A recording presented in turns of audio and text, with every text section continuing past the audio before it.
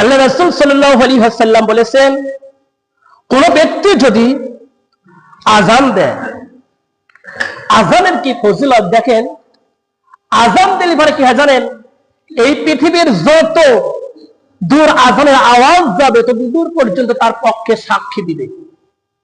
আল্লাহকে বলবে, আল্লাহ এই ব্যক্তি আযান দিয়েছে, আপনার ঘরে আপনাকে পাওয়ার জন্য, মুহাম্মদ রাসূলুল্লাহ সাল্লাল্লাহু আলাইহি ওয়াসাল্লামকে পাওয়ার জন্য আযান দিয়েছে, আমরা সাক্ষী দিচ্ছি।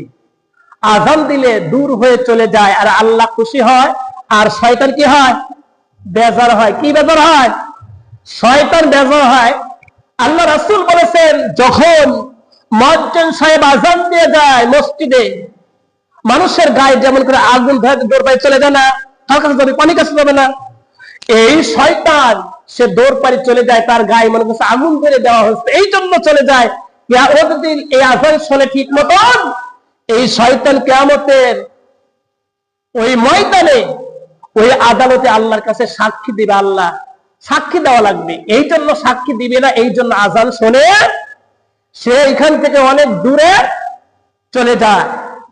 এই জন্য আবার যখন আযান শেষ হয়ে যায়, আযান শেষ হয়ে যায় নাই, আযান শেষ হয়ে যাওয়ার পর আবার যখন এই আযান শেষ হয়ে গেল, তারপর নামাজের সময় হয়।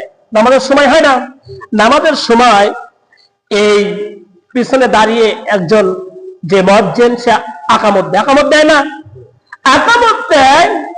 এই আকামত যখন দেয়, আবার ওই শয়তান ওখান থেকে দূর হয়ে চলে যায়। কি হয়ে চলে যায়? দূর হয়ে চলে যায়। যে আকামত শুনলে পরে, এই যে আকামত, এই আকামত যে শুনলে পরে তার সাক্ষী দেওয়া লাগবে আল্লাহর কাছে, এই জন্য আকামতের সাথে সে দূর করে চলে যায়। আবার যখন শেষ হয়ে যায় আকামত, আবার আসে নামাজে তাকে ওয়াসওয়াসা দিবে। কি দিবে? শয়তান ওয়াসওয়াসা দিবে।